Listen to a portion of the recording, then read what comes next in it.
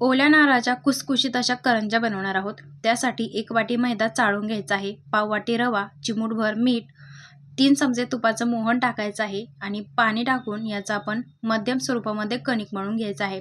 कणिक तयार करून घेतल्यानंतर अर्ध्या तासासाठी भिजवायला ठेवायचं आहे। त्यानंतर सारण तयार करून घेऊया करंजी बनवण्यासाठी। गॅसवरती कढईमध्ये 2 चमचे तूप टाकायचं आहे। यामध्ये काजू बदामचे तुकडे थोडेसे फ्राय करून घेऊया। 2 वाटी ओल्या नारळाचा किस यामध्ये परतून घेऊया। 1 वाटी किसलेला गूळ, त्यानंतर थोडीशी साखर, त्यानंतर जायफळ किसून टाकलेला आहे, वेलची पावडर, खसखस हे सर्व एकसारखं परतून घ्यायचं आहे। मिश्रण थोडंसं घट्ट झाल्यानंतर थंड झाल्यानंतर करंज्या बनवण्यासाठी घेऊया। पोळपाटावरती पुरीच्या आकार एवढी एक पुरी लाटून घ्यायची आहे आणि त्यानंतर करंजीच्या साच्यामध्ये ही करंजी आपण भरून घ्यायची आहे।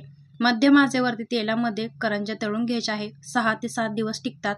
गौरी गणपतीसाठी अशा ह्या ओल्या नारळाच्या करंज्या नक्कीच बनवून बघा। रेसिपी आवडल्यास लाईक करा, शेअर करा।